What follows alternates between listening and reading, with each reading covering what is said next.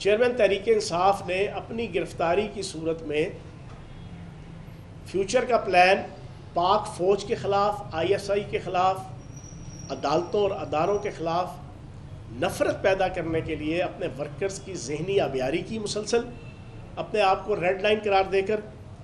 جو عثمان ڈار صاحب نے بھی کل آپ کے سامنے رکھ دی، جو فیاض الحسن چوہان پچھلے 4 مہینے سے صبح دوپہر شام آپ کے سامنے رکھ رہا تھا، گلی محلوں کی سطح پہ خانہ جنگی، جو کہ ملک دشمن طاقتیں، اسرائیلی لابی، انڈین لابیز چاہتی ہیں کہ عرب ریاستوں کی طرح، جس طرح عرب ریاستوں کے اندر ملک اس وقت تباہ حال ہے، گلی گلی محلے. ڈار صاحب کہ جو پاکستان تحریک انصاف کی 4 کیٹیگریز تھیں پچھلے 2-2.5 سال سے، خصوصاً ایک کور کمیٹی تھی، ایک کور کمیٹی کے اوپر جو ہے وہ کور گروپ تھا، کور گروپ کے ساتھ ایک تھا آپ کا ترجمانوں کی ٹیم، ان 3 کے علاوہ ایک خاص کچن کیبنٹ تھی چیئرمین تحریک انصاف کی، کچن کیبنٹ. ان کا تعلق اس کچن کیبنٹ سے تھا، اور جتنے وہ قریب تھے چیئرمین تحریک انصاف کے، اتنے شاید ٹوٹل 10 یا 12 یا 15 افراد سے زیادہ نہیں تھے پچھلے 5, 10, 12, 15 سالوں میں. انہوں نے کل جو انکشافات کیے پوری قوم نے سن لیے، اور میں پچھلے 4 مہینے سے 22 مئی سے میں یہ باتیں اپنی پریس کانفرنس کے ذریعے سے بھی اور اپنی جو ٹاک شوز ہیں ان میں بھی میں رکھ رہا ہوں. انہوں نے کہا کہ چیئرمین تحریک انصاف نے پری پلانڈ فوجی تنصیبات کے اوپر اپنی گرفتاری کی صورت میں حملہ کرنے کی پوری پلاننگ کی ہوئی تھی. ایک تو میں عثمان ڈار صاحب کو خراج تحسین پیش کروں گا کہ دیر آئے درست آئے، انہوں نے ملک کے ساتھ، ریاست کے ساتھ، اپنے معاشرے کے ساتھ وفاداری کا اور پاکستان کے ساتھ وفاداری کا ثبوت دیا ہے. اور سب سے پہلے پاکستان، اور بینگ اے پاکستان، ہماری ریڈ لائن پاکستان. واقعتاً انہوں نے ایک اچھے انسان اور ایک اچھے سوشل اور پولیٹیکل ورکر ہونے کا ثبوت دیتے ہوئے اس بات کا اعتراف کیا کہ جو پوری پاکستانی قوم کے لیے ایک ہدایت کا، رستے کا باعث بنے گی، قوم کے ان افراد کے لیے جو سوشل میڈیا کے ذریعے سے، جو باہر بیٹھے ہوئے لوگ ان کا ذہن پراگندہ کر رہے ہیں، وہ کم از کم ان کو سمجھنے میں آسانی ہوگی کہ کچن کیبنٹ کا ممبر چیئرمین تحریک انصاف کے وہ جو باتیں کر رہا ہے. بالکل ٹھیک کہا. اب پلاننگ وہاں پہ کیا تھی کہ پچھلے 9 مئی سے پہلے کے جو 1.5 سال تھے، اور خصوصاً آخری 5, 6, 7 مہینے، چیئرمین تحریک انصاف نے ہر ڈسٹرکٹ کے اندر 2 سے لے کے 6, 7 اپنے اسپیسیفک وہ پولیٹیکل لیڈر جو MNA تھے یا MPA تھے یا وفاقی یا صوبائی وزیر تھے یا ڈسٹرکٹ کے اور صوبے کے یا مرکز کے عہدیدار تھے، وہ 2 سے 6, 7 افراد ہر ڈسٹرکٹ کے اندر انہوں نے اپنے ذاتی رابطے کے اندر رکھے ہوئے تھے. اور وہ جو رابطے تھے ان کا آفیشیل جو کور کمیٹی کی میٹنگز ہو رہی ہوتی تھی، ترجمانوں کی میٹنگز ہو رہی ہوتی تھی، کور گروپ کی میٹنگ ہو رہی ہوتی تھی، ان کے ساتھ ان میٹنگز کے معاملات کا ان کے ساتھ کوئی تعلق نہیں ہوتا تھا. ان کو ڈائریکٹ چیئرمین تحریک انصاف جو ہے وہ انسٹرکشن ڈیلی بیسس پہ صبح شام دیا کرتے تھے. تو سیالکوٹ کے حوالے سے عثمان ڈار صاحب اور ان کی فیملی، اور خصوصاً عثمان ڈار صاحب واحد بندے تھے کہ جو اس پوری چیئرمین تحریک انصاف کے رابطے میں تھے اور ان کو جو خاص انسٹرکشن ملتی تھی. اب چیزیں ساری کھل کے سامنے آ گئیں کہ کس طریقے سے چیئرمین تحریک انصاف نے اپنی گرفتاری کی صورت میں فیوچر کا پلان پاک فوج کے خلاف، ISI کے خلاف، عدالتوں اور اداروں کے خلاف نفرت پیدا کرنے کے لیے اپنے ورکرز کی ذہنی آبیاری کی مسلسل، اپنے آپ کو ریڈ لائن قرار دے کر، جو عثمان ڈار صاحب نے بھی کل آپ کے سامنے رکھ دی، جو فیاض الحسن چوہان پچھلے 4 مہینے سے صبح دوپہر شام آپ کے سامنے رکھ رہا تھا، اب ان کی کچن کیبنٹ کے بندے نے بھی جو ہے اس کی گواہی دے دی. میں عثمان ڈار صاحب سے ایک سوال پوچھوں گا مجھے امید ہے کہ عثمان ڈار صاحب اس کی بھی انڈورسمنٹ کریں گے۔ 9 تاریخ کو وقوع ہوا، بدنام زمانہ پورے پاکستان کے اندر سینکڑوں وقوعے ہوئے۔ 12 تاریخ کو چیئرمین تحریک انصاف رہا ہوئے۔ 14 تاریخ کو پہلی ترجمانوں کی جو میٹنگ تھی، اس میٹنگ کے اندر ٹوٹل 14 یا 15 افراد شریک تھے، جس میں میں بھی تھا اور عثمان ڈار صاحب بھی تھے۔ آج میں عثمان ڈار صاحب سے گزارش کروں گا کہ کسی ٹاک شو کے اندر یہ لازمی اس چیز کی کم از کم گواہی دیں، جو میں کم از کم کئی بار دے چکا ہوں، کہ چیئرمین تحریک انصاف رہا ہونے کے بعد 12 تاریخ کو جب 14 مئی شام 6:30 بجے زوم میٹنگ سٹارٹ ہوئی، تو چیئرمین تحریک انصاف نے پہلا فقرہ بیٹھتے ہی یہ کہا کہ آپ ساروں میں سے کسی نے 9 مئی کے واقعات کی مذمت نہیں کرنی، آپ ساروں میں سے کسی نے ڈیفینسو ایٹیچیوڈ نہیں رکھنا، آپ ساروں میں سے کسی نے مفاہمانہ رویہ نہیں رکھنا۔ پہلی چیز، مجھے انشاءاللہ امید ہے کہ عثمان ڈار صاحب اگلی کسی بھی میڈیا ایکٹیویٹی کے اندر اس بات کو انڈورس کریں گے کہ کیا یہ بات ہوئی کہ نہیں ہوئی۔ دوسری چیز، چیئرمین تحریک انصاف نے کہا کہ آپ سب کی اطلاع کے لیے عرض ہے کہ 9 مئی کے واقعات نے بھٹو والوں کو ہلا کے رکھ دیا ہے، فوج کو ہلا کے رکھ دیا ہے، اور بس 5 سے 6 دن رہ گئے ہیں اس ملک میں تبدیلی اور انقلاب آنے میں۔ بس آپ نے 5 سے 6 دن ڈٹے رہنا ہے۔ اس کے اوپر سب سے پہلے فاروق حبیب بولا، قربان جاؤں مکے مدینے، وہ جو ہے نا سٹائل، انہوں نے کہا بالکل چیئرمین صاحب آپ کی بات 100% ٹھیک ہے، بھٹو والے اور فوجیوں کی جان نکل گئی ہے 9 مئی کے واقعات سے، اور اب بالکل تختہ الٹنے لگا ہے، پلٹنے لگا ہے،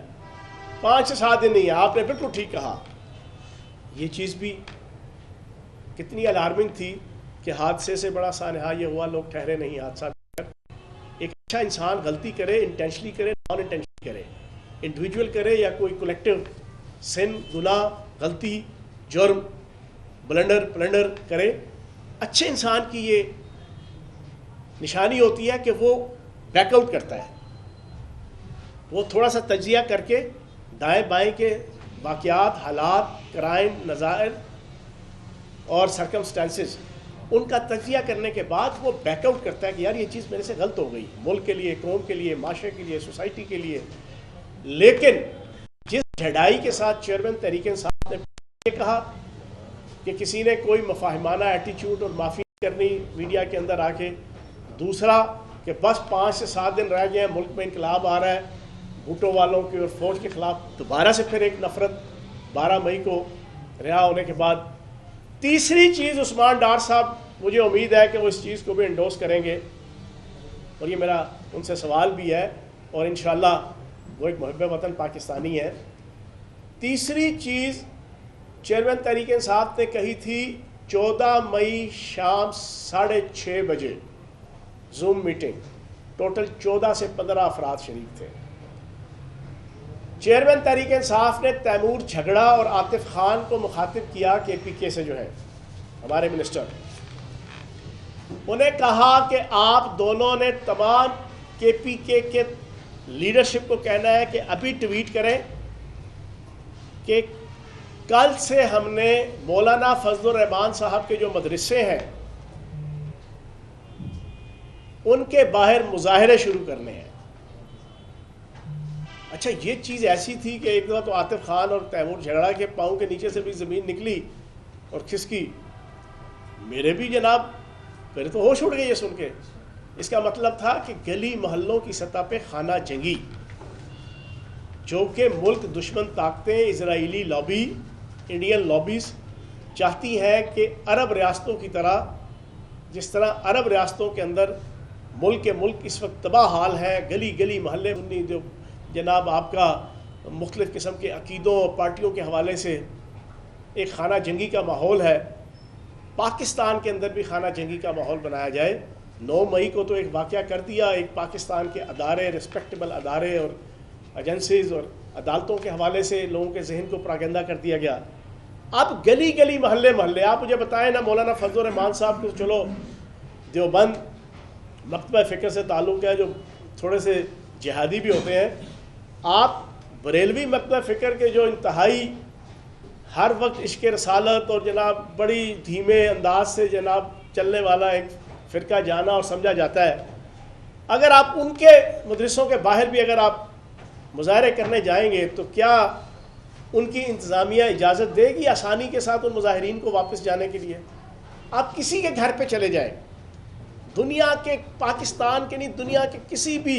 سمپل سادہ بالکل بزدل ڈرپوک بالکل امن پسند پیسفل ایٹیچیوڈ رکھنے والے کسی فرد کے گھر، کسی غریب سے غریب فرد کے گھر، کسی کی جھونپڑی کے سامنے بھی آپ جا کے اس کو گالی گلوچ، اس کو ماں بہن کی گالیاں یا اس کو کوئی اس کے ساتھ ٹکراؤ کی پالیسی اس کی جھونپڑی کے سامنے جا کے کریں گے تو آپ مجھے پاکستان کی عوام سے میری گزارش ہے، آپ بتائیں اس کا ایٹیٹیوڈ، اس کا رویہ، اس کا ریبٹل، اس کا ریپرکشنز، اس کا آفٹر افیکٹ اس فرد کی طرف سے کہ جس کے پریمیسز میں جا کے، جس کی حدود دربے میں جا کے آپ یہ کریں گے، وہ کیا ہوگا؟ آبویسلی وہ جھپٹے گا، وہ ریئیکشن دے گا، وہ جواب دے گا، اور اس جواب کی صورت میں پھر کیا ہوگا؟ ادھر سے مدرسے کے بچے اور انتظامیہ، ادھر سے اس محلے، اس یو سی کے پی ٹی آئی کے کارکنان، لڑائی ہوگی۔ جب لڑائی ہوگی، خون ریزی ہوگی، تو وہ لڑائی اور خون ریزی صرف ایک دفعہ کا ایونٹ نہیں ہوتا، اس کے بعد نسل در نسل کئی مہینے اور سالوں تک دشمنیاں بھی آگے چلتی ہیں۔ پھر جب ایک وقوع ہو جاتا ہے اس میں نعوذ باللہ معاذ اللہ کسی ایک طرف سے کوئی مارا جائے گا، کوئی زخمی ہوگا، انتظامیہ، اس محلے کے پی ٹی آئی کے کارکنان، اس کے والدین، ان کی آپس کی دشمنیاں، پھر وہ ریگولر لڑائی جھگڑا شروع ہوگا۔ یہ وہ ایجنڈا تھا جس کے اوپر جناب چیئرمین تحریک انصاف نے مخاطب کر کے دونوں کو کہا، میں نے یہ 3 چیزیں سننے کے بعد کم از کم 4 سے 5 دفعہ میں نے اجازت مانگی، لیکن حسب سابق جو پچھلے 1 سال سے مجھے ترجمانوں کی میٹنگ میں، چاہے میں فزیکل بیٹھا ہوں یا زوم میٹنگ میں ہوں، وہ مجھے بولنے نہیں دیتے تھے۔ یہ 3 چیزیں میں پوری امید رکھوں گا کہ عثمان ڈار صاحب، میں نے اس میں سے ایک لفظ بھی نہ کوئی جھوٹ بولا ہے، حتیٰ کہ کوئی ایگزیجریشن بھی نہیں کی میں نے الفاظ کی۔ عموماً ہوتی ہے نا، ایک سچی چیز بیان کرتے ہوئے بھی بندہ اس کو ایگزیجریٹ کر دیتا ہے، یہ ہیومن سائیکی ہے، انڈیویجولی بھی ہر انسان کرتا ہے، کلیکٹیولی بھی کرتا ہے۔ میں نے ایک رتی کا ایک سنگل لفظ اپنی طرف سے ایڈ نہیں کیا جو میں نے یہ 3 چیزیں بتائی ہیں۔ میں یہ سمجھتا ہوں کہ عثمان ڈار صاحب کے بعد ابھی ایک لمبی لسٹ آ رہی ہے، ابھی وہ قائدین آئیں گے جو پبلک کے سامنے آ کے بتائیں گے کہ اس ملک کے ساتھ کیا کھلواڑ ہوا، اس ملک کی سروائیول کے ساتھ کیا کیا کھلواڑ ہوتا رہا۔ تو میں عثمان ڈار صاحب کو خراج تحسین پیش کروں گا، اور مجھے امید ہے کہ وہ باقی چیزیں بھی آہستہ آہستہ پبلک کے سامنے رکھیں گے، کیونکہ ہمارے پہ تو پابندی تھی 9 مئی سے پہلے کا جو 1 سال تھا کہ میں تو پرو آرمی اور آرمی کا ایجنٹ ہوں، میرے متعلق تو یہ جو شریکہ تھا میرا، وہ تو میرے ٹویٹ اور میرے فیس بک کی پوسٹ جو ہر مہینے میں کیا کرتا تھا، خصوصاً کرتا تھا اپریل 2022 سے لے کے مئی 2023 تک، میں نے ہر مہینے 2 3 4 کوئی بریگیڈیئر شہید ہو، کوئی جنرل سرفراز شہید ہو، بریگیڈیئر لائک شہید ہو، کوئی لانس نائک شہید ہو، کوئی سپاہی شہید ہو، کوئی ایکٹیویٹی ہو، اور پھر آپ سارے دوست میڈیا کے اندر جب سوال